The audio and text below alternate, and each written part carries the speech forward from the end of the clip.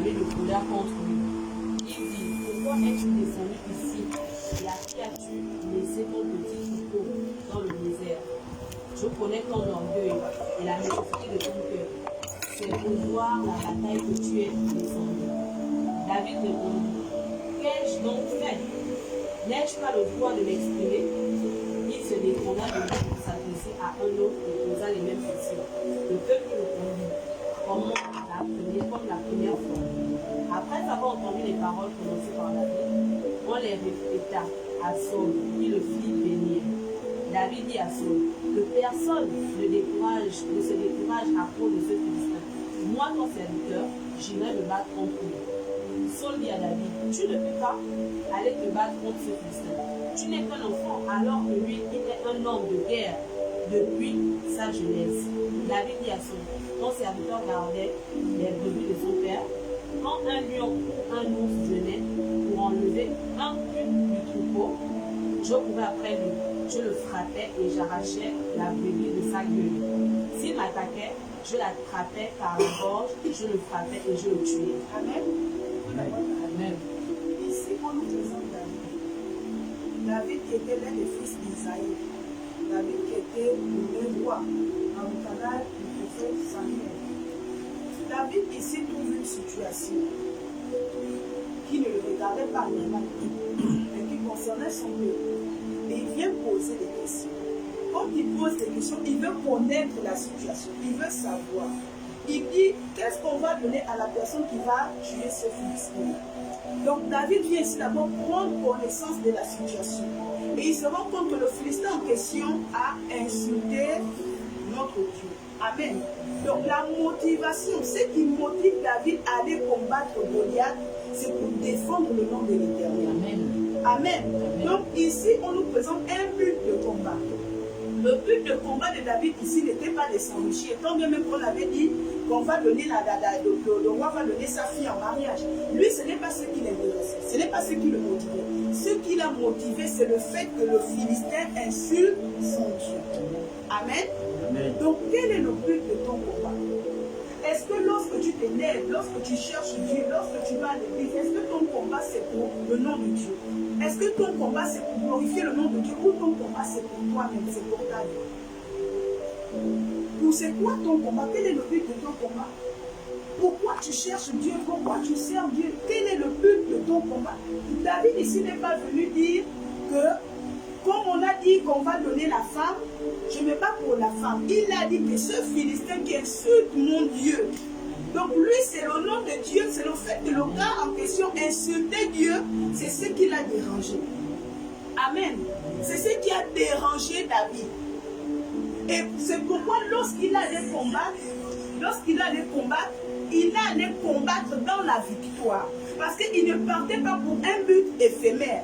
Il ne partait pas pour se battre. Il ne partait pas se battre pour les choses de la terre. David allait se battre pour le nom de Dieu. Et lorsque tu te bats pour le nom de Dieu, tu ne peux qu'avoir la victoire. Amen. Parce que autant que nous sommes là, Dieu connaît nos motivations. Amen. Dieu connaît notre cœur. Même si tu viens à l'église tous les jours, même si tu assistes aux réunions tous les jours, Dieu connaît les motivations qui t'incitent à aller le servir. Il connaît le désir qui est dans ton cœur.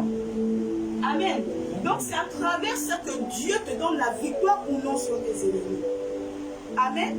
Si tu pars combattre là où Dieu ne t'a pas envoyé, si tu pars combattre la personne que Dieu ne t'a pas envoyée, et pour des motivations personnelles, oh je vais lui montrer qui je suis, tu vas aller combattre et tu vas perdre. David ici a eu la victoire parce que ses motivations, il ne regardait pas la royauté. Il ne regardait pas d'abord la femme qu'on va donner. Il a regardé Dieu. Et parce qu'il a regardé Dieu, il a eu non seulement la victoire, il a eu la femme et il a eu la royauté. Amen. Amen. Amen. Donc là, le but ici, c'est que lorsque tu cherches Dieu, ton combat en tant que chrétien, c'est de glorifier le nom de Dieu. Parce que lorsque Christ est venu, tant bien même qu'on le méprisait, tant bien même qu'on l'insultait, tant bien même qu'on l'a frappé, la Bible déclare qu'il a glorifié le nom de Dieu. Il a dit que ça ne dépend pas de moi. Parce que si ça dépend de toi, ce sont tes motivations personnelles. Si ça dépend de toi, c'est ton but personnel. Mais quand ça dépend du but de Dieu, tu ne peux pas avoir la victoire. Amen. Lorsque ton combat est basé sur le but de Dieu pour ta vie, tu ne peux qu'avoir la victoire, même si tu vas souffrir. La Bible ne nous raconte pas que David a été heureux toute sa vie. Il y a un temps où David a subi. Là, il a été pourchassé. Là, Esaïe a failli mettre sa vie à mort. Là, on a voulu le tuer. Mais, qu'est-ce qui s'est passé?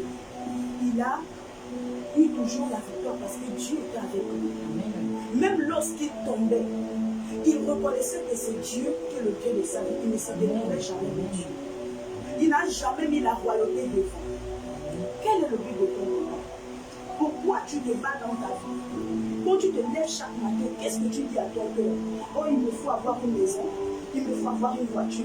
Oh, il faut que moi aussi je règne. Il faut que moi aussi j'ai telle ou telle chose. Quel est le but de ton combat? Il faut que lorsque tu te lèves, tes motivations soient pour glorifier le nom de Dieu. Parce que lorsque tes motivations sortent de la gloire de Dieu, tu es maintenant comme si tu vivais seul et électron libre. Et tu n'as plus l'autorité spirituelle sur ta vie. Et quand tu n'as plus l'autorité spirituelle sur ta vie, tu es à la merci du mal. Tu es à la merci du diable. Amen. Quel est le but de ta vie? Combien de combats as-tu fait dans ta vie que tu as échoué? Combien de choses as-tu posé? Combien d'actes as-tu posé? Tu as échoué. Pourquoi tu as échoué? Est-ce que c'est Dieu qui a permis que tu échoues parce qu'il veut te voir dans l'échec? Non. Le but de Dieu n'est pas que nous soyons dans l'échec. Le but de Dieu n'est pas que nous soyons dans l'humiliation. Le but de Dieu n'est pas que nous soyons dans la honte. Imaginez David il allait combattre. Je suis sûr que beaucoup avaient déjà tenté de combattre Goliath et ils étaient morts. Même quand le combat avait commencé, ils avaient peur que ce gars, il est costaud, il va finir avec nous. Imaginez David aller avec ses motivations personnelles, que bon, je vais aller me battre, et c'est plan pour qui est, je vais le mettre à terre. Il ne devait rien gagner. Mais quand il est arrivé devant Goliath, il a dit, toi, tu me combats avec la lance et le javelot, mais moi, je te combats avec l'Éternel des armées. Il avait l'assurance que Dieu était avec lui. Il savait que Dieu était avec lui. Donc là, on parle ici de l'intimité avec Dieu. Quand tu pars combattre quelqu'un, rassure-toi d'avoir une intimité avec Dieu. Rassure-toi que Dieu est avec toi. Parce qu'il y a des personnes qui partent combattre, même les sorciers dans ta famille. Tu te lèves, tu commences à te combattre, les envoyer le feu. Est-ce que Dieu est avec toi pendant que tu es en train de les envoyer le feu? Est-ce que Dieu est avec toi? Est-ce que Dieu te soutient? Parce que ce n'est pas tout que Dieu te soutient. Ce n'est pas tout. Quand tu ne consultes pas Dieu, il n'est pas avec toi. C'est pourquoi il faut d'abord le consulter avant de faire quelque chose. Il faut le consulter même avant d'aller porter plainte à quelqu'un. Il faut le consulter en toutes circonstances. Amen. Ne pas faire les choses à la hâte. Parce que quand tu fais les choses à la hâte, c'est que tu mets l'autorité de Dieu à côté. Amen. Et David ici n'avait pas mis l'autorité de Dieu à côté. David avait reconnu qu'il a un Dieu.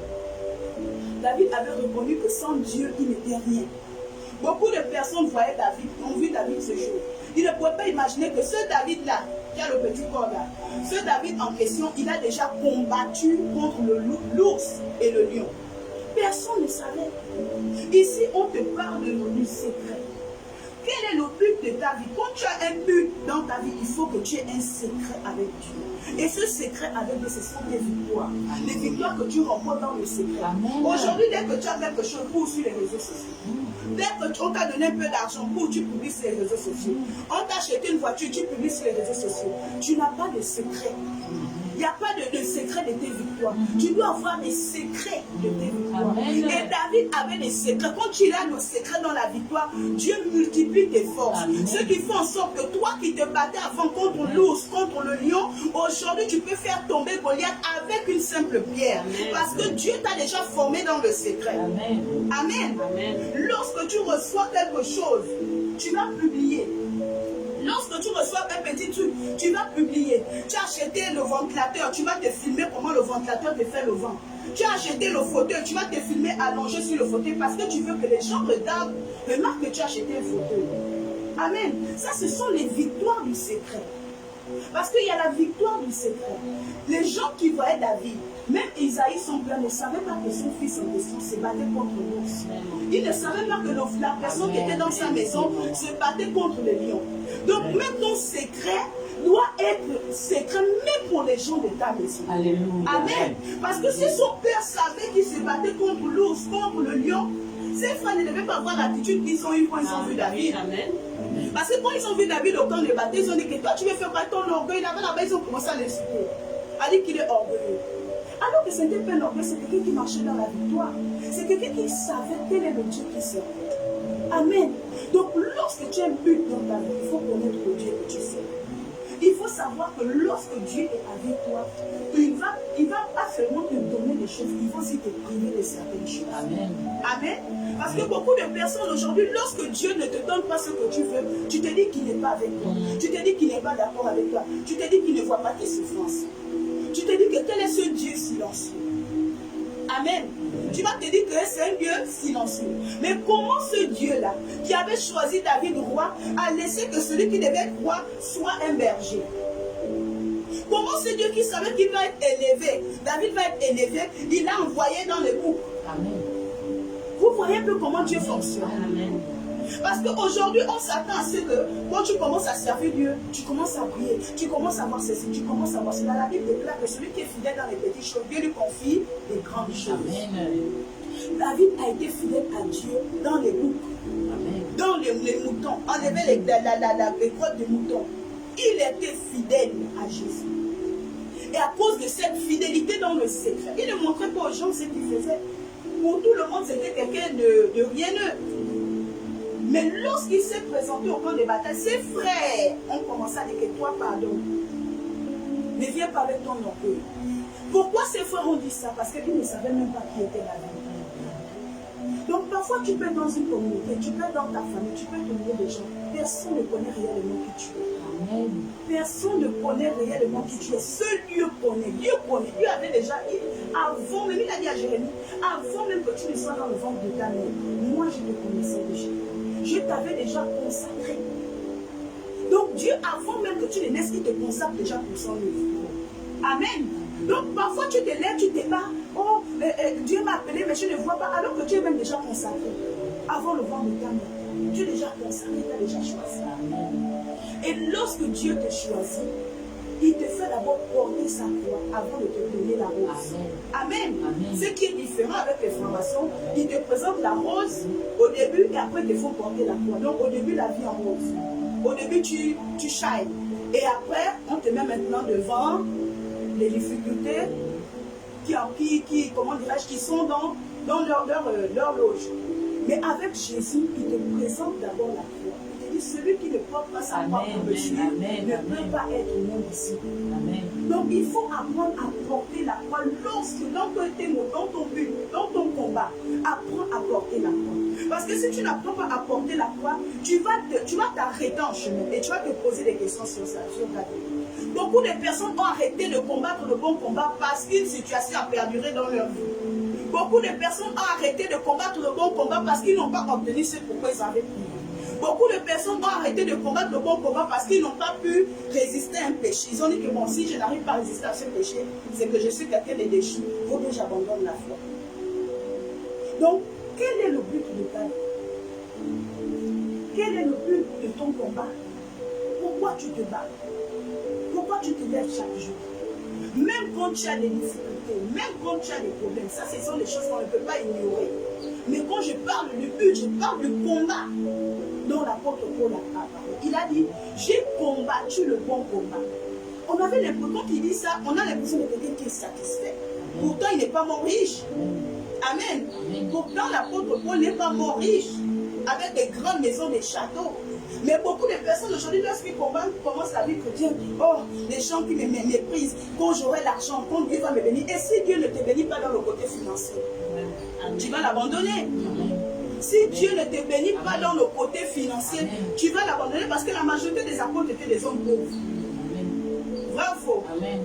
L'apôtre Pierre, c'était un pécheur. Aujourd'hui, là, quand tu vois, avant même les pécheurs avaient la valeur. Aujourd'hui, quand tu vois un pécheur dans son odeur de poisson, tu vas le négliger.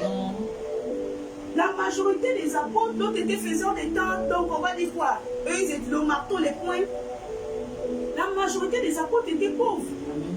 Mais nous, quand on rentre en Christ, on dit que quand la gloire de Dieu va, quand tu parles de la gloire de Dieu, toi, tu vois d'abord les biens du matériel. Tu ne sais pas que la gloire de Dieu en question ne concerne pas le matériel. La gloire de Dieu dont on parle la Bible ne concerne pas le matériel. Ça ne concerne pas les choses de ce monde. Les choses de ce monde viendront si Dieu le veut. Mais il y a des gens que Dieu a dit que toi, jusqu'à la fin, tu vas être pauvre, tu vas me servir. Amen. Il y a des gens comme ça. Moi, voilà pourquoi j'ai dit à Dieu que si tu me donnes, tu me donnes. Si tu ne me donnes pas, laisse-moi seulement te servir jusqu'à la fin. Parce que tu ne peux pas dire que tu vas servir Dieu en pensant que tu auras quelque chose du monde. Il y a des choses qui vont accompagner. Il a dit que voici les bénédictions qui accompagneront ceux qui auront cru. On dit qui t'accompagneront. Ça veut dire que le fait de croire, de servir Dieu, de te concentrer sur l'œuvre de Dieu, il y a des choses qui vont t'accompagner sans même que tu ne demandes. Amen. Il y a des choses qui vont t'accompagner. Mais lorsque Dieu voit le but de ton combat, il peut faire mettre des barrières. Je pense que David avait demandé à Dieu, il avait dit à Dieu que ne me bénis pas l'excès de peur que Dieu ne devienne fou. Amen. David connaissait. Il savait que papa, si tu me donnes au-delà de ce que moi je m'imagine, je peux devenir fou, je peux t'abandonner. Et beaucoup de gens abandonnent aussi. Il y a des personnes, quand tu les vois, ils sont pauvres. Oh non, ce sont des fidèles vraiment incontestables. Ce sont des personnes qui prient. Remarquez, quand tu es malade, ou bien il y a un malade dans ta famille, la manière dont tu pries, quand ton enfant est malade, la manière dont tu pries, ce n'est pas la manière même que tu pries pour l'autre qui est malade ailleurs. La manière dont tu pries quand ton enfant est malade, c'est que s'il faut t'en donner, tu vas t'en donner. Tu sais que si ton enfant est malade, amen. Quelles sont les motivations de ton but? Qu'est-ce qui te motive? Le but de ton combat, c'est quoi? À quoi tu aspires à quoi? Amen. Ce que nous devons savoir, c'est que le premier but de notre combat, c'est pour glorifier le nom de Dieu. Amen. C'est pour glorifier le nom de Dieu. Ça veut dire que lorsque tu te lèves chaque jour, tu dis Seigneur, que ton nom soit glorifié. Amen. C'est que dans tout ce que tu fais, il faut que le nom de Dieu soit glorifié.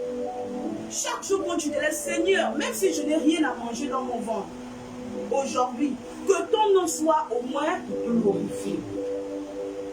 Parce que le but de ta vie, de ton combat, c'est pour glorifier le nom de Dieu. Dieu ne t'a pas appelé pour t'enrichir. Non. Dieu ne t'a pas appelé pour que tu perces. Non.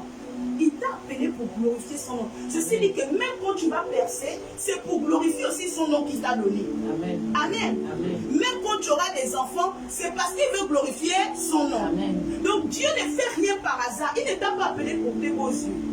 Il ne t'a pas appelé pour que tu montres à tous tes ennemis comment Dieu t'a donné de l'argent. Il t'appelle pour que son nom soit glorifié. Amen. Et c'est le but que Jésus-Christ a commencé quand il est venu. Son but, c'était de glorifier le nom de Dieu. Et quand tu glorifies le nom de Dieu, ça ne dépend pas de ta volonté. Tu dois mettre de côté ta volonté. Tu dois mettre de côté tes plans. Parce que si tu mélanges tes plans avec les plans de Dieu, tu vas échouer. Amen.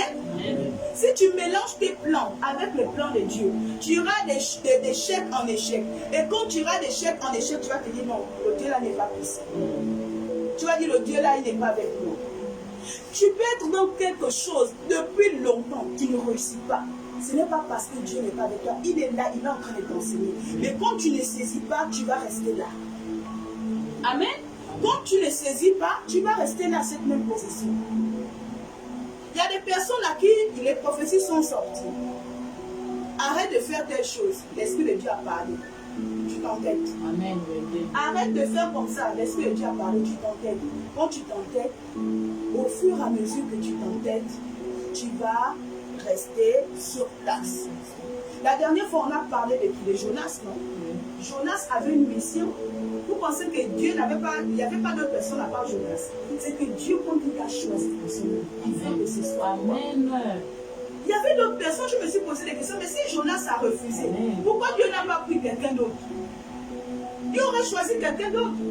Donc il y a des personnes où Dieu veut que ce soit par toi que son nom soit glorifié. Mais aussi longtemps que tu ne vas pas te soumettre, comme on disait la fois dernière, la mer va se soulever. Amen. La mer va se soulever. C'est que partout tu auras l'impression que tu as la malchance. Et moi j'ai déjà entendu les gens me dire, oh je suis malchanceux. Tu n'es pas malchanceux. C'est le doigt de Dieu qui opère dans l'invisible. Amen. Tu n'es pas malchanceux. L'œil de Dieu est sur toi. C'est parce qu'il veut te ramener quelque part. Donc il est obligé de te mettre des barrières partout où tu vas. Jonas avait reçu, il savait que c'était par lui que Dieu voulait qu'il aille par la Ninive. Dieu pouvait prendre n'importe qui, mais Dieu a dit que c'est toi. Quand je demande à un homme de faire quelque chose, il peut obéir. Amen. Donc ça ne dépendait pas de Jonas. De la même manière que ça ne dépend pas de toi. Quel est le but de ton combat? Pourquoi tu te bats chaque jour? Pourquoi tu te lèves? Parce que tu as vu l'influenceuse avoir le mari? Ou parce que tu as vu ta copine se marier? Ou parce que tu as vu l'homme avoir ceci, telle ou telle chose? C'est pour ça là que tu commences à parler en langue parce que tu veux des choses. Tu commences à parler en langue parce que tu as vu ta camarade au volant d'une voiture. Tu commences à aller jeûner parce que tes yeux ont vu quelqu'un être béni. Mais tu connais ce que cette personne a fait. Tu connais les sacrifices que cette personne a fait, tant bien que mal. Tant bien que mal, tu connais les sacrifices. Toi, un seul sacrifice, tu n'arrives pas à faire. Quel est le but de ton combat? Pourquoi tu combats? Qui tu combats même? Il y a des personnes, tu te lèves, tu commences à les combattre. Tu t'appuies sur cette personne. Il y a un genre là, il est sur ta tête, il te combat chaque jour. Tu as quel problème avec moi? Il te combat. Mais tu es en train de me combattre, tu me combats pour quelle raison? Quelles sont les fins de ce combat-là? David, lorsqu'il allait se battre, il allait combattre Goliath, il savait qu'il partait pour le nom de Jésus. Il savait qu'il partait pour le nom de Dieu. David ne partait pas pour son propre nom. Amen. David ne partait pas pour se glorifier. Il ne partait pas pour être élevé. Il ne partait pas pour être élevé. Il partait pour élever le nom de Dieu. Amen. Donc, je vais vous lire le passage.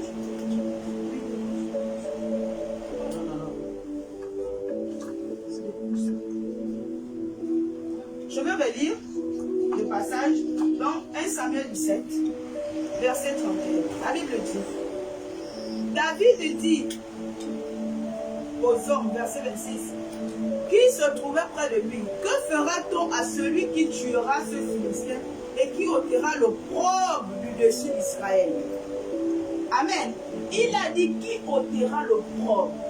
Donc David ici ne vient pas pour lui-même, il vient pour tout un peuple. Amen. Amen. Amen. Il vient pour ôter le poids de tout Israël. Il venait pour enlever le poids de quelqu'un.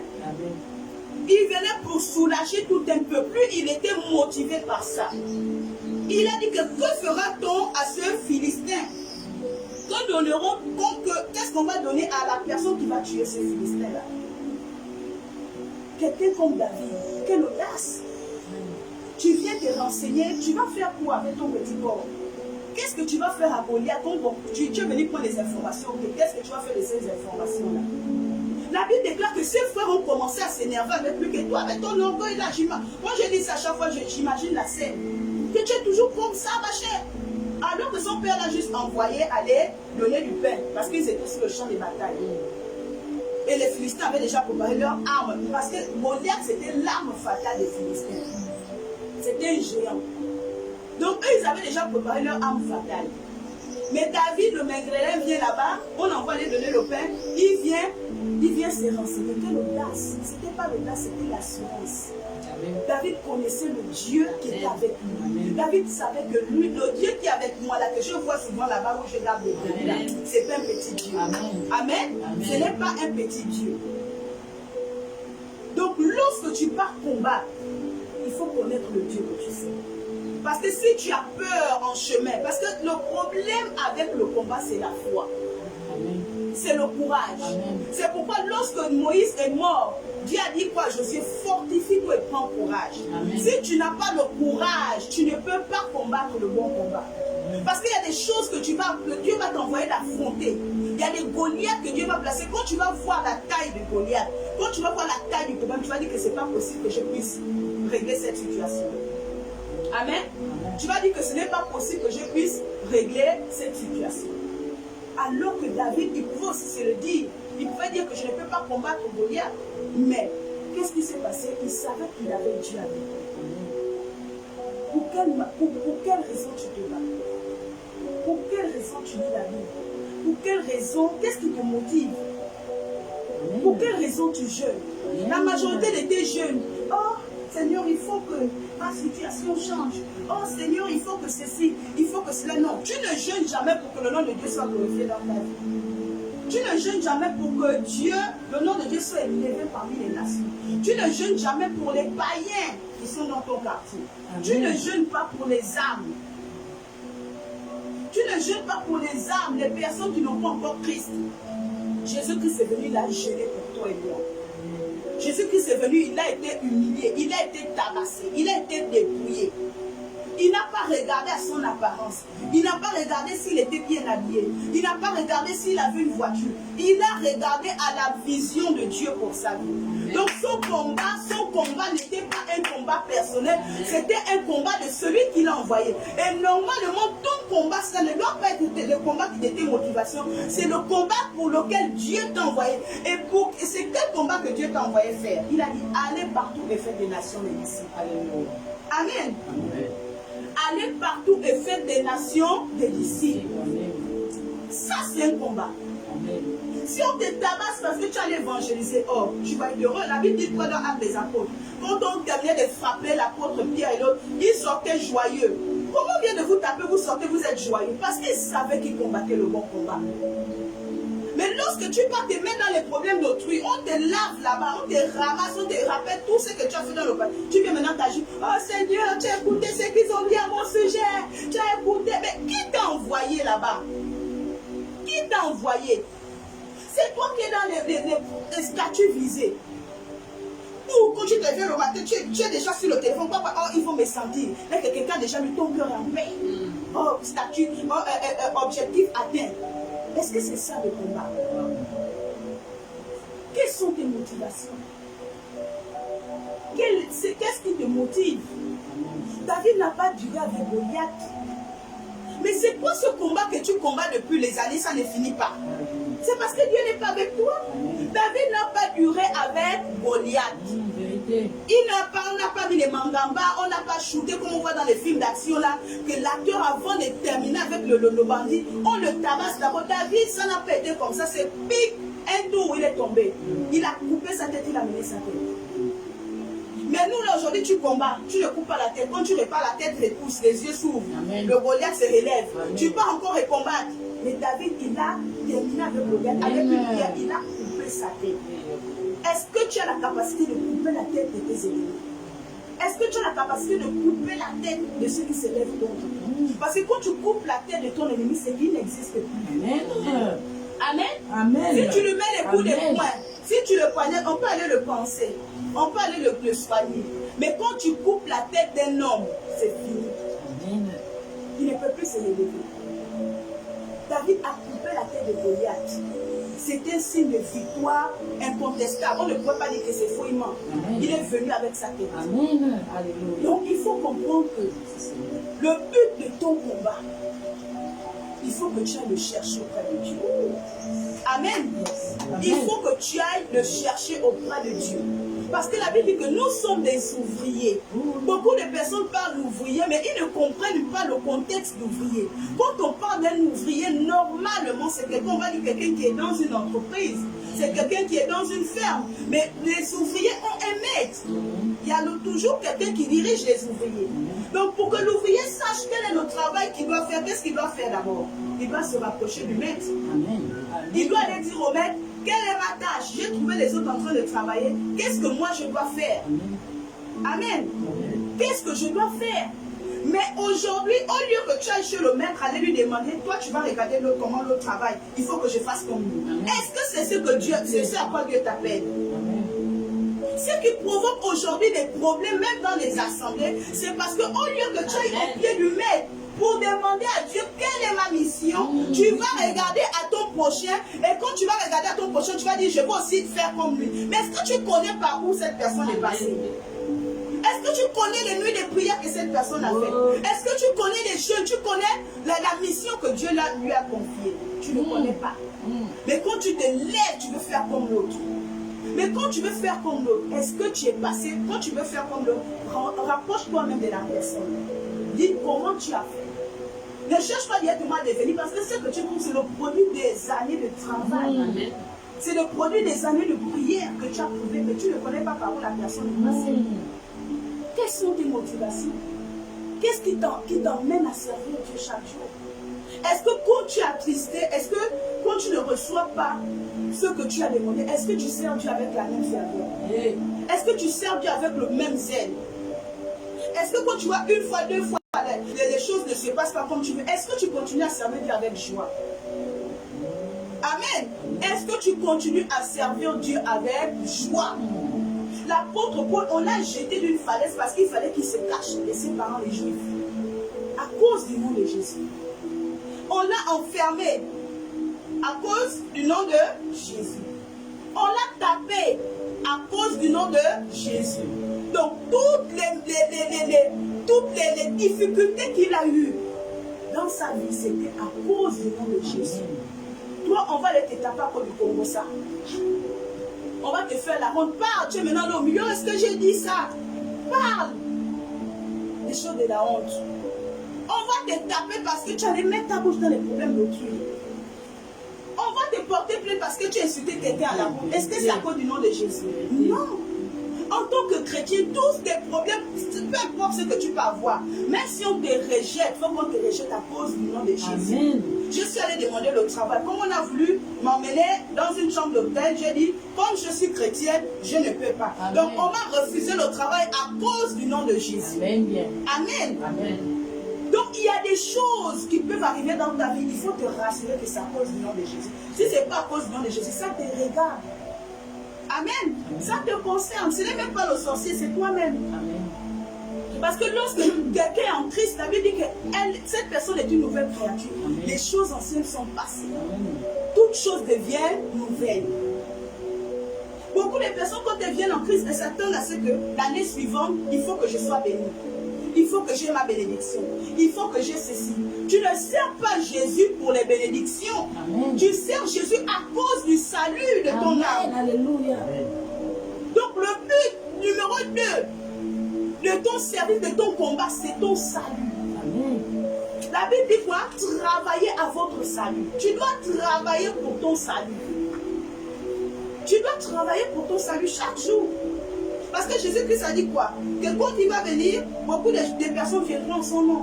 Oh Seigneur, j'ai chassé les démons. Oh Seigneur, j'ai fait ceci. Il va dire quoi? Je ne vous ai point connu. Là, il parle des chrétiens. Amen. Donc les personnes qui disent que quand tu crois en Jésus, c'est fini, le salut assuré, tu peux retourner faire ta vie. Ce sont des personnes qui vous mentent. Amen. Parce que quand quelqu'un dit qu'il a chassé les démons, c'est que lui pensait être chrétien. Il pensait qu'il était dans l'œuvre de Dieu, alors que les motivations, il a dit quoi?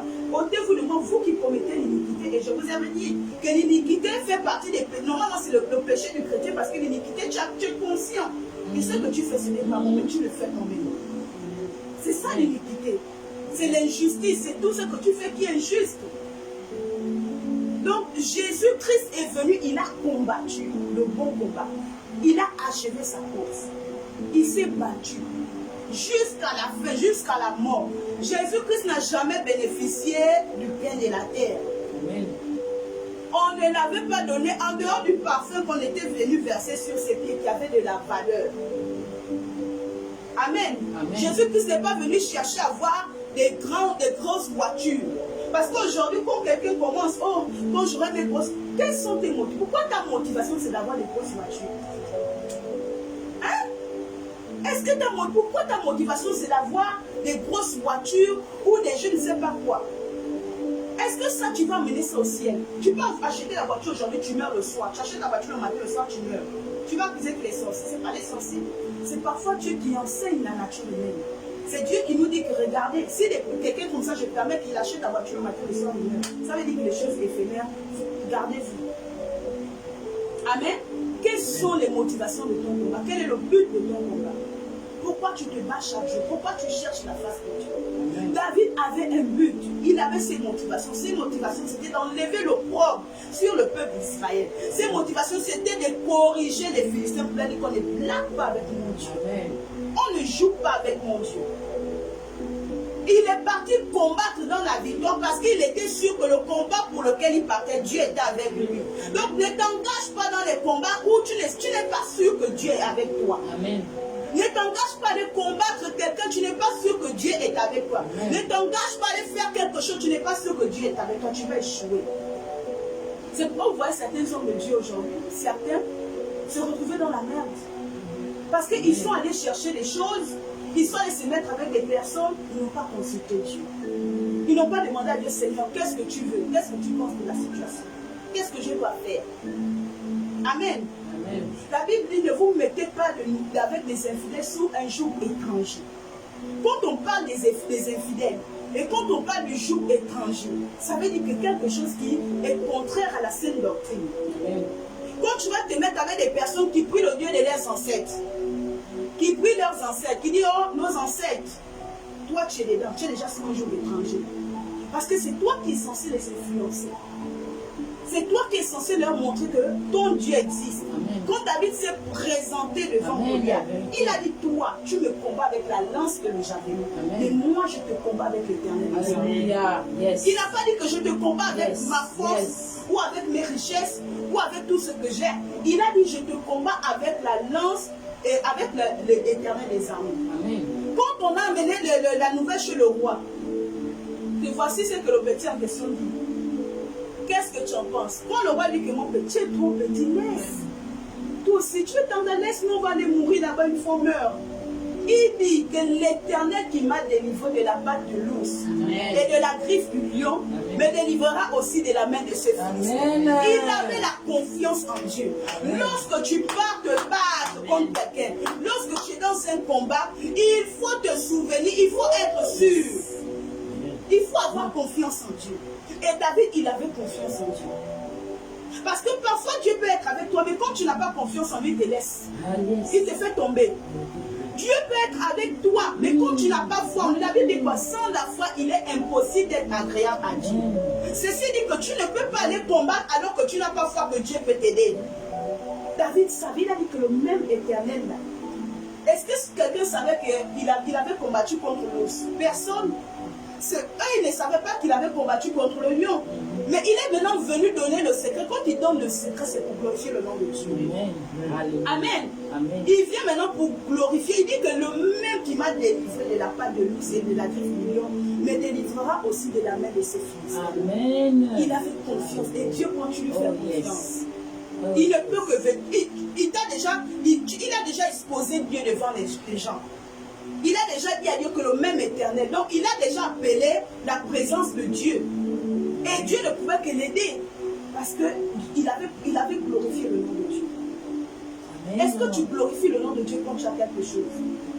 Il y a des personnes, ils ont cherché des choses dans la prière. Lorsque Dieu les donne, ils vont aller dire, oh je me suis battu.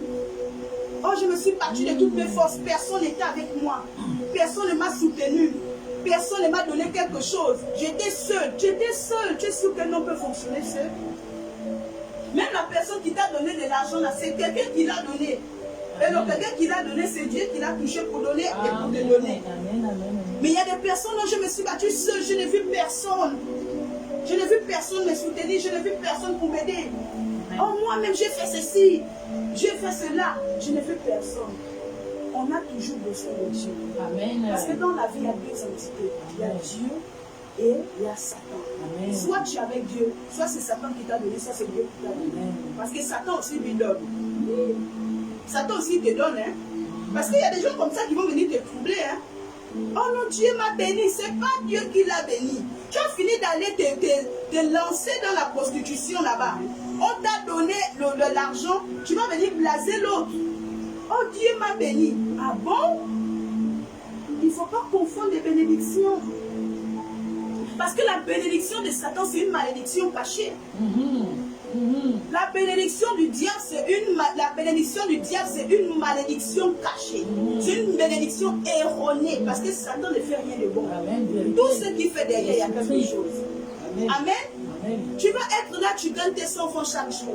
Quand tu vas voir l'autre en voiture avec les longues mèches, tu vas commencer à regarder toi-même tes 100 francs que tu dis que mon Dieu, je suis maudit. Alors que tu n'es pas maudit, tu vas aller maintenant faire des mauvaises choses. Et quand tu vas aller, tu vas découvrir que mais la personne en question, mais donc c'est ce qu'elle faisait. Pardon, je préfère me gérer dans mes petites choses. Donc ton combat, il faut d'abord, quand tu combats, il faut accepter ce que Dieu te donne.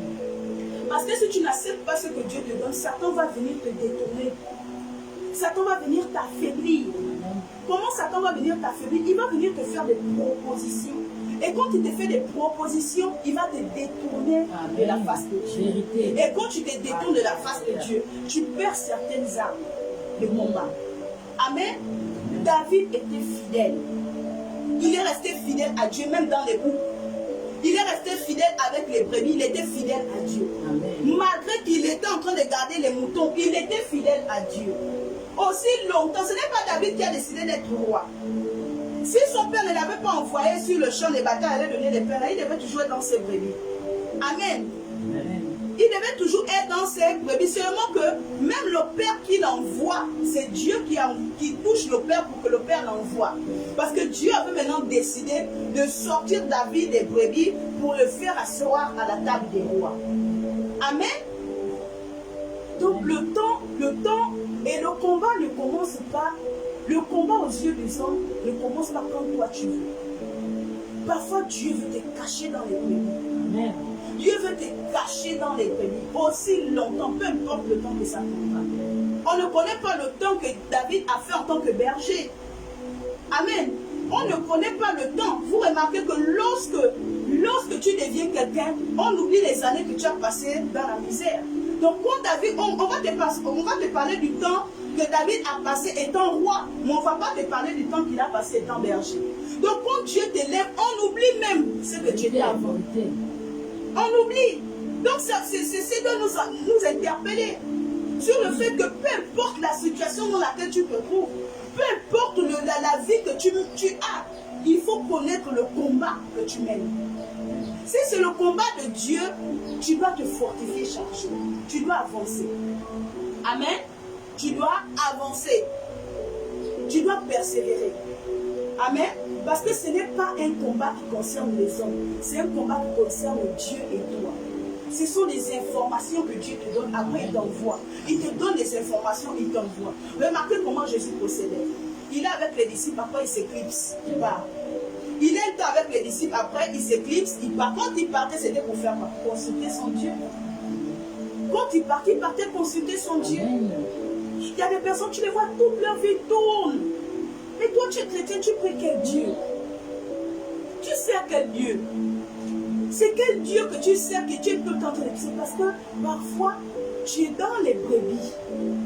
Amen. Amen. Donc parfois, tu es dans les brebis. Amen. Et parfois, tu n'es pas au bon endroit. Parce qu'il y a deux choses. Parfois, tu es dans les brebis. Ceci dit que Dieu te demande de te contenter d'abord de ce qu'il te donne. Amen. Il veut d'abord voir ta joie dans ce qu'il te donne. Amen. La Bible ne dit pas que David passait son temps à se lamenter parce qu'il gardait les brebis. Il ne se lamentait pas. Mais nous, de nos jours, dès que tu as une petite difficulté, oh Seigneur, pourquoi moi? À quand ma victoire? Tu cherches quelle victoire? La victoire, là, c'est qui va bénéficier de ça? Amen. Amen. Qui va bénéficier de cette victoire-là? Donc, David, il y a des situations où tu peux être dans les brebis et il y a des situations où tu n'es pas au bon endroit. Et quand tu n'es pas au bon endroit, tu ressembles à Jonas. Et quand tu es dans les brebis, tu ressembles à David.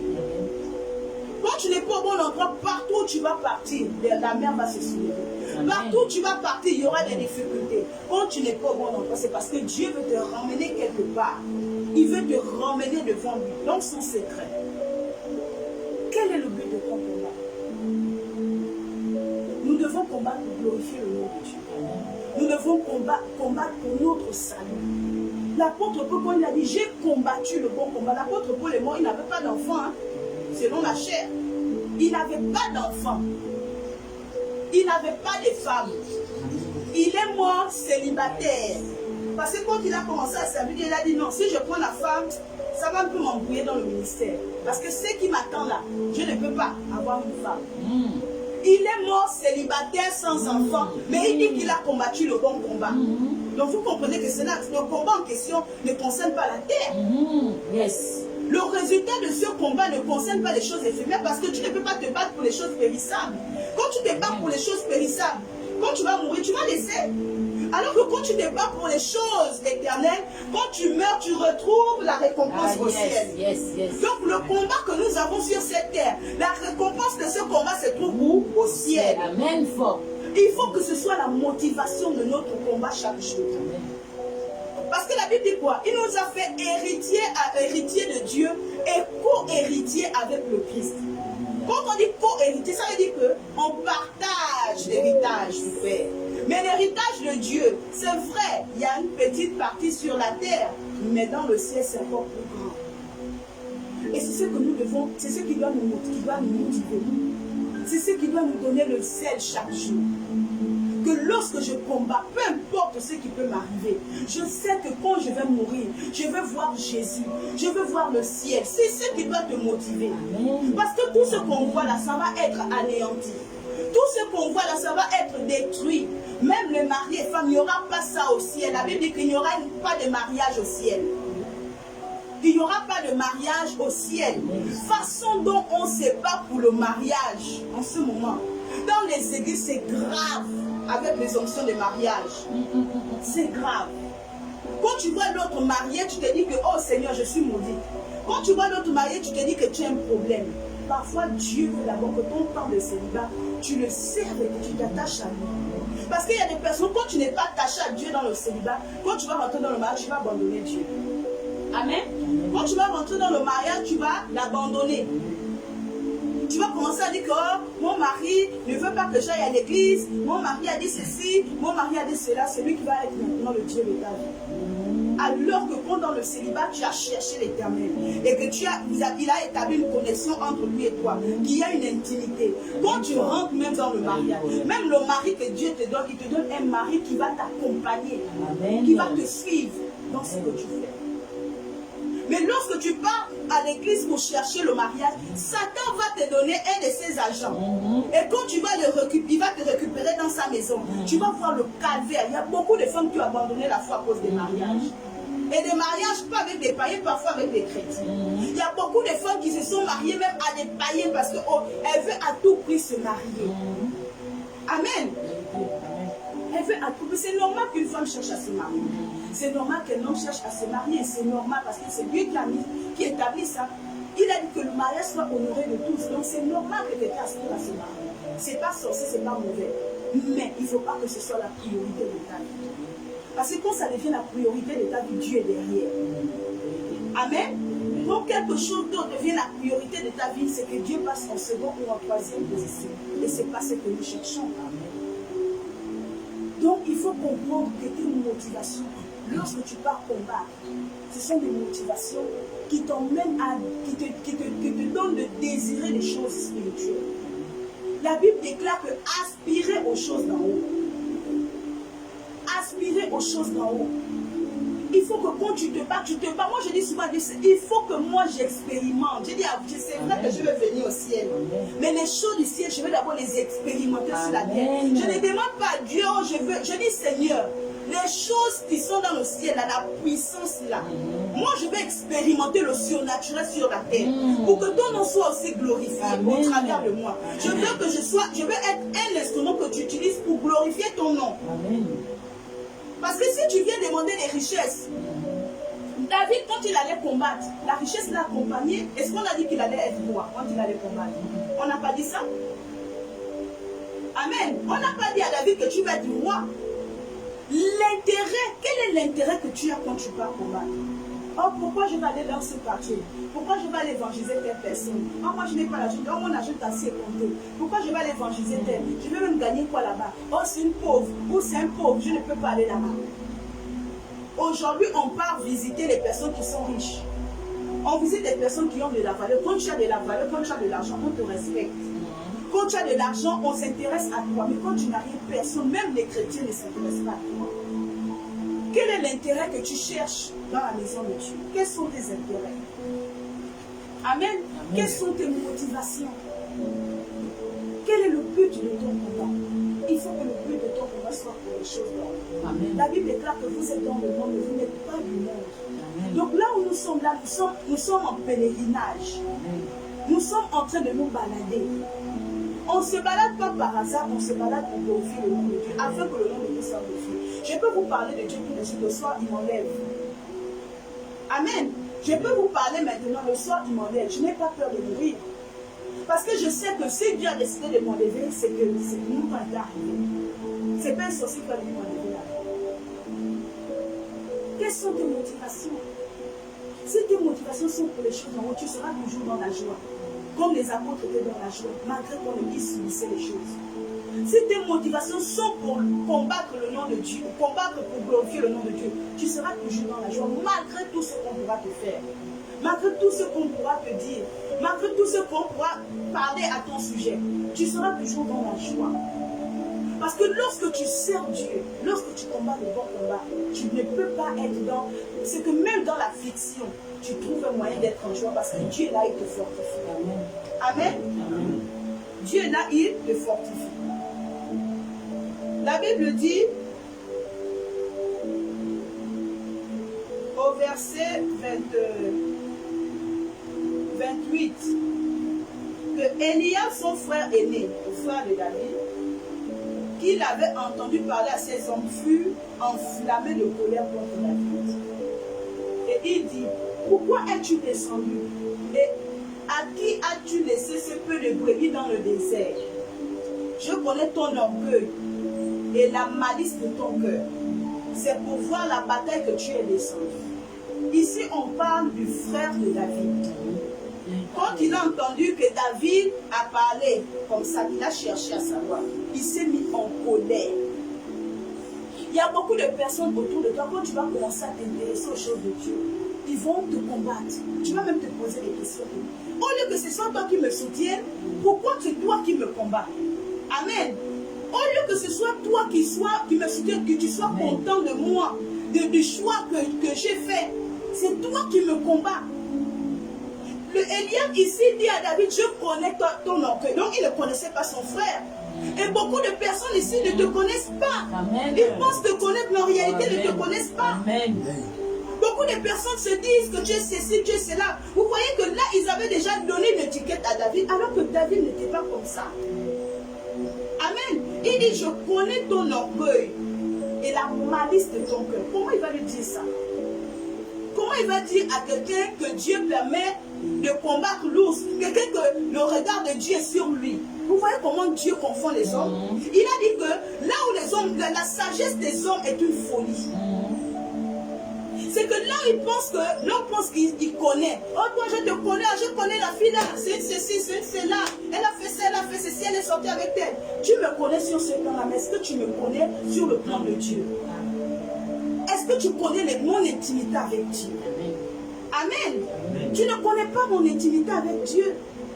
Tu connais ce que ma chair a fait. Tu connais peut-être une partie, Amen. Mais tu ne connais pas l'intégralité de ma vie. Amen. Tu ne connais pas mes combats. Amen. Tu n'étais pas là mes nuits quand je pleurais. J'ai passé des nuits à pleurer, à me lamenter. Tu n'étais pas là. Tu me vois quand je sors de ma maison, mais tu ne me vois pas quand je passe des nuits en train de pleurer. Donc vous voyez ici, c'est un parent de David qui vient combattre David, qui veut même l'empêcher d'aller délivrer. Vous voyez là, et imaginez un peu quand David a tué Goliath, la honte que son frère allait. Amen. Hein? Amen. Vous voyez, quand tu commences à servir Dieu, il y a des personnes qui se lèvent contre toi pour te décourager. Amen. Amen. On va te décourager. Ah, toi, ton affaire de Dieu là, hein? Oh, toi, ceci, hein? Oh, toi, quand tu commences quelque chose, oh, est-ce qu'elle est sûre? Ok, est-ce qu'elle est sûre même que, est-ce que, ils vont commencer à dire des choses sur elle. Mais toutes ces choses-là, est-ce que vous connaissez ce que Dieu lui-même m'a dit? Est-ce que David était fou? Vous pensez qu'il s'est levé comme ça? C'est Dieu qui a préparé ce moment. C'est Dieu qui a touché le cœur de son père, on va lui acheter le père. On va lui donner le pain à ses frères. C'est Dieu qui avait déjà tout orchestré. Donc pendant que Dieu est en train d'orchestrer quelque chose pour moi, toi tu rentres en action, venez me décourager. Jusqu'à se met en colère. Ça te regarde aussi. Ça te regarde. Il se met en colère contre son frère, que je connais ton nom. La Bible dit qu'il s'enflamma de colère. Donc, quelqu'un qui s'enflamme de colère, c'est le haut niveau. Tu as quel problème? Il y a des gens comme ça qui se lèvent autour de toi, que ce soit parmi tes amis. Moi, quand on m'a consacré pasteur, il y a beaucoup de mes amis d'enfance qui se sont moqués. Il y a beaucoup qui ont dit que elle est déjà passée s'envoyer des vidéos de ma consécration sur le WhatsApp. Elle est devenue passer. La même Nancy est maintenant pasteur, même Nancy. Vous pensez que je me suis levée un matin, j'étais pasteur? Ou bien quand j'étais petite, j'aspirais même à être pasteur. C'est parce que Dieu m'avait déjà consacré avant de que je sois dans le monde. Ça veut dire que peu importe le temps que je pouvais prendre, peu importe les magouilles que je pouvais faire, Dieu devait m'attendre là où il voulait que je sois. Et il y a des personnes comme ça, quand tu commences, ils vont te décourager. Si j'avais commencé à écouter ça, c'est vrai qu'il y a des trucs qui te font mal, qui te blessent. Mais quand tu écoutes, si tu suis ça, tu vas tomber. Si David avait écouté son frère, la manière dont son frère parlait, il devait être découragé. Il dit que je connais ton orgueil, ta malice. Quand quelqu'un te dit que tu as la malice dans le cœur, c'est que tu es malicieux. Tu fais des choses exprès. Après, tu fais comme si tu ne savais pas. C'est de la malice. Ça vient du diable. Ce David-là que Dieu a choisi, tu le traites de malice. Tu le traites, tu dis qu'il est malin, il a la malice dans le cœur. Mais le même cœur dans la Bible dit quoi? Dieu a trouvé un homme selon son cœur. David est l'homme selon le cœur de Dieu. Amen. Amen. Il a dit ça à Samuel, que j'ai trouvé un homme selon mon cœur. Ce même David que son frère a dit que tu es orgueilleux. Ce même David que son frère a dit que tu es malicieux. Dieu a dit, j'ai trouvé un homme selon mon cœur. Donc si tu te fies à ce que les gens disent autour de toi concernant ton intimité avec Dieu, concernant les choses que quand on voit David sortir, on ne peut pas savoir ce que David faisait dans le secret avec Dieu. On ne peut pas savoir que ce David, il était fidèle à Dieu. On ne peut pas savoir, on s'est fié, peut-être son frère s'est fié à sa manière d'être dans la famille, c'est normal. Moi je peux être là avec vous, je suis pasteur, avec ma famille on va rigoler, on va se taquiner, on va taper les divers. Et toi, quand tu vas voir ça, tu vas dire, quand on tape les divers, quand tu rigoles, c'est que ce n'est pas un vrai pasteur. Dieu n'est pas avec elle. Mais c'est que tu te trompes. Parce que la manière que l'homme pense, ce n'est pas comme ça que Dieu pense. Amen. La Bible dit que Dieu ne donne pas de la manière que les hommes donnent. L'homme, quand il te donne, il regarde à ton apparence, il regarde ce que tu peux le rapporter après. Mais Dieu, quand il te donne au-delà de tes attentes. Amen. Il te donne au point de confondre la sagesse des hommes. Au point d'envoyer les hommes à se poser des questions sur toi. Qu'est-ce qui s'est passé? Pourtant, elle et moi, on a commencé à servir ensemble. Mais pourquoi elle est déjà à ce niveau? Mais pourquoi tel est maintenant à ce niveau? Pourquoi tel est parti là-bas? Pourquoi tel est parti là-bas? C'est parce que chacun a son intimité avec Dieu. Et David avait cette intimité-là avec Dieu. Amen. Il avait cette intimité avec Dieu. Son frère lui dit que à qui tu as laissé ce peu de brebis dans le désert? Au fait, son frère là. Quelqu'un dit en train de vouloir t'élever, toi on veut te renvoyer dans les brebis. Amen. Amen. Dieu est en train d'élever David, le frère veut l'envoyer dans les brebis. Pourquoi tu as abandonné tes brebis? Pourquoi tu as abandonné le travail qu'on t'a donné dans la famille? Parce que c'est à toi de garder les brebis de la famille. Nous, on doit blosser, on doit briller. Toi, tu dois toujours être dans les brebis. Donc son frère lui dit que pourquoi tu as abandonné? Il n'a pas abandonné, il est venu parce que le Père l'a envoyé. Donc il n'était pas venu par hasard. Méfiez-vous quand vous servez le Seigneur de ce que vous entendez. Méfiez-vous quand vous servez le Seigneur de ce qu'on dit de vous, même si c'est ton propre père ou ta mère. Parfois l'ennemi peut utiliser ton père, ta mère pour te faire passer à côté de ta bénédiction. Lorsque Job a été touché par la maladie, Satan a touché qui? Sa femme, non? Pourquoi tu ne maudis pas une bonne fois ton Dieu et tu meurs? Sa propre femme qui est avec toi. Viens lui dire ça. Pourquoi tu ne maudis pas ton Dieu? Donc lorsque tu sers Dieu, l'ennemi va utiliser les personnes qui sont autour de toi pour vouloir te décourager. Parfois tu es dans ton combat avec le Seigneur, il y a quelqu'un qui va te dire un truc, qui va te décourager, qui va même casser ton zèle. C'est pourquoi faites attention. Faites très attention à ça. à ce que vous écoutez sur vous, à ce que vous entendez sur vous, à ce que les gens vous disent. Parfois, quelqu'un va venir te dire quelque chose, c'est pour te faire dévier. Amen. Donc ici, on nous parle de David. Je vous ai présenté David. Parce que David représente celui qui n'était rien, qu'on ne pouvait pas s'imaginer. Parce que Dieu ne fait pas les choses de la manière dont les hommes nous on s'attend. Si c'était nous les hommes devant Goliath, on devait chercher quelqu'un qui a la même taille que Goliath. Amen. On devait chercher quelqu'un qui a le même gabarit que Goliath pour aller combattre. Lorsque tu vas aller combattre quelqu'un, ou bien tu vas aller faire quelque chose, ou bien tu as une mission, tu dis je vais aller évangéliser dans telle zone, ou je vais aller faire tel truc pour Dieu. Il faut parler là-bas. Là-bas, il y a des bandits. On va t'arracher le téléphone, on va te braquer. Mais si je pars là-bas pour le Dieu, si on me vole le téléphone, et puis quoi? Hein? Et puis quoi? Dieu peut me permettre qu'on me vole le téléphone pour aussi voir mon intégrité. Même si on me braque, et puis quoi? Mais je pars pour faire l'œuvre de Dieu. Les autres ont été tabassés pour Jésus. Mais nous, on est là, on prend tellement soin de nous. Le combat, il faut que tu t'oublies toi-même. Amen.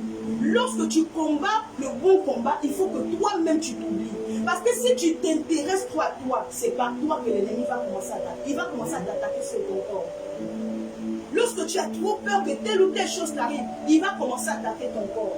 Il va commencer à attaquer ta vie. Si c'est tes enfants, il va commencer à attaquer. Si c'est ton mari, il va commencer à attaquer. Si c'est ton argent, il va commencer à attaquer. Lorsque tu combats, il faut enlever tout de toi.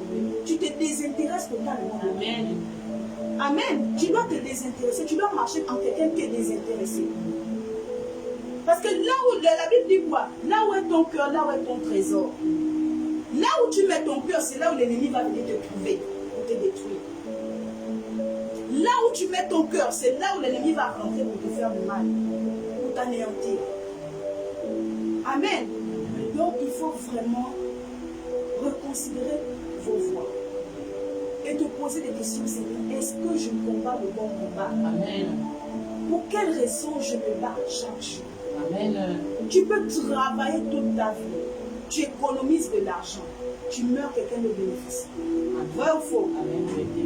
Tu peux travailler, avoir des choses. Tu meurs, quelqu'un d'autre vient. Tes enfants, maintenant, c'est pas des failles à cause de ton argent que tu as travaillé. Amen. Donc, il faut vraiment reconsidérer. Il faut te poser des questions. Est-ce que je combats le vrai combat? Est-ce que quand je me lève chaque jour, est-ce que je fais ta volonté? Seigneur, est-ce que tu es satisfait de moi? Amen. Seigneur, est-ce que tu es content de moi?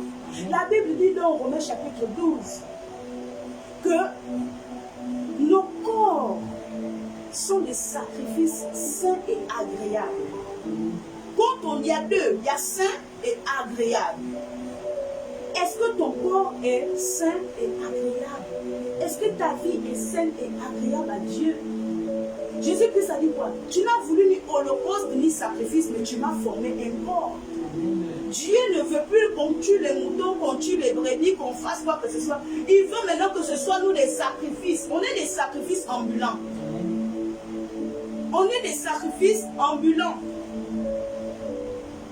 Ça veut dire que quand tu marches chaque jour, tu es un sacrifice aux yeux de Dieu. Est-ce que tu es un sacrifice agréable à Dieu?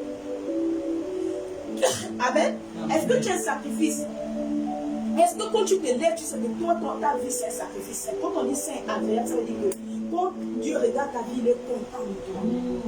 Seigneur, est-ce que tu es content de moi? Tu poses souvent des questions à Dieu. Seigneur, est-ce que tu es content de moi? Est-ce que ce que je fais, c'est dans ta volonté? Est-ce que je suis dans ton plan? Parce que aussi longtemps que tu n'es pas dans le plan de Dieu, tu vas te perdre dans ta vie.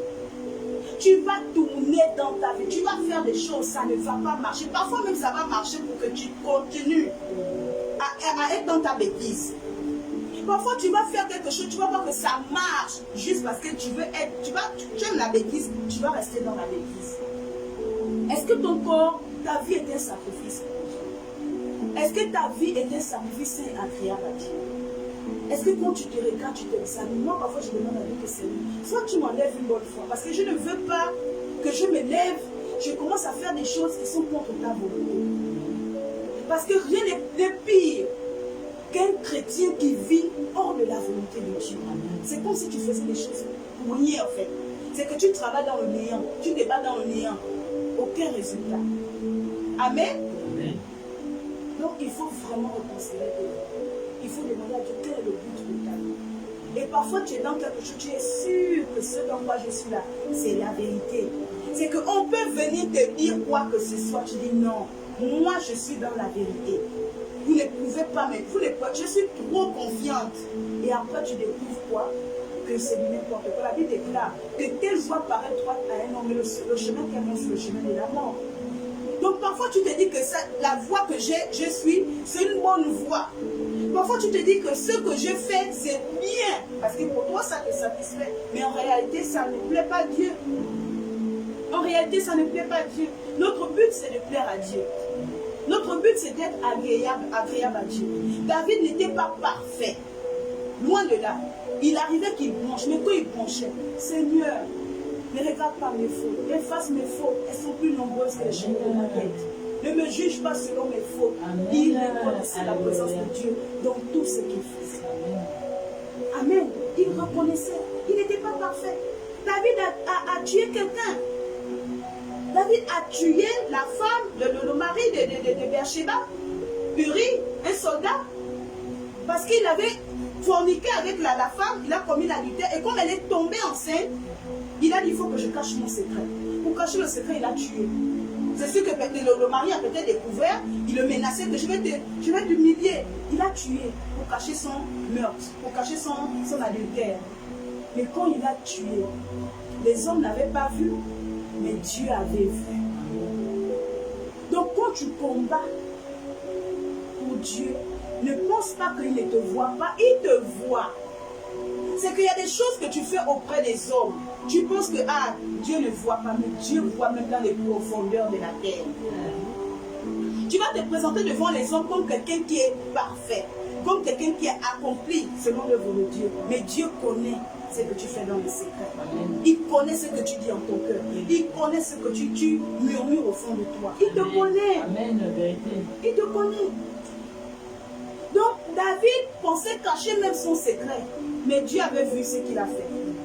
Et quand il s'est rendu compte, avant même de se rendre compte, il allait, parce qu'il savait que le Dieu que je suis allé, il m'a vu. Il a laissé genoux, Seigneur, pardonne-moi. Pardonne-moi. Il faut reconnaître aussi que dans le combat, tu peux tomber. Mais pas de tomber que tu vas rester. David n'a pas fait que quand il est tombé, il est resté dans sa chute. Parce que beaucoup de chrétiens aujourd'hui, tu tombes, tu restes là jusqu'à ce que tu prends maintenant plaisir pour toi. Maintenant, après, tu vas trouver un moyen de camoufler le péché pour dire que non, en réalité, ce n'est pas un péché. En réalité, Dieu agrée. Non.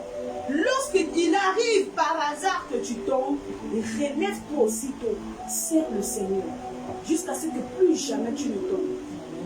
Amen.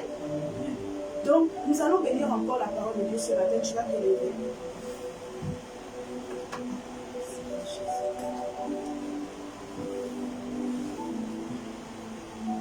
Tu vas lever ta voix ce soir et tu vas encore bénir le nom de l'Éternel.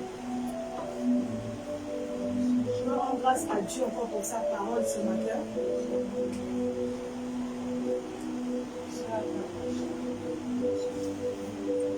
Tu vas rendre grâce à Dieu pour cette parole ce matin. Si tu as été béni, tu vas rendre grâce à Dieu.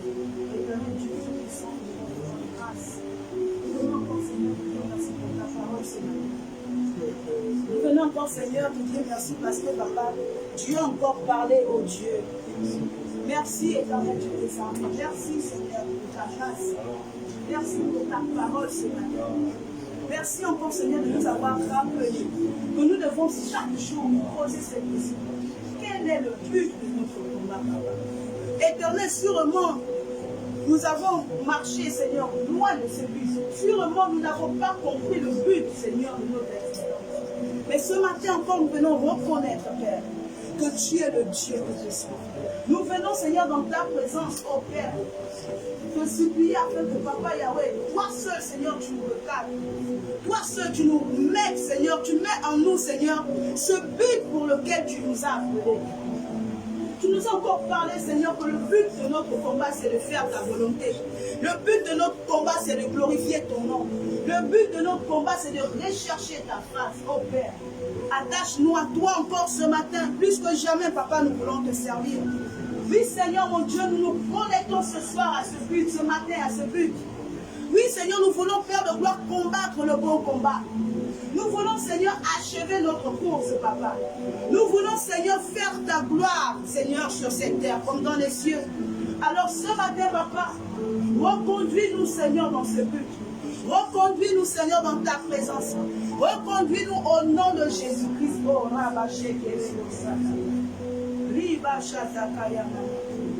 au nom puissant de Jésus-Christ. Amen.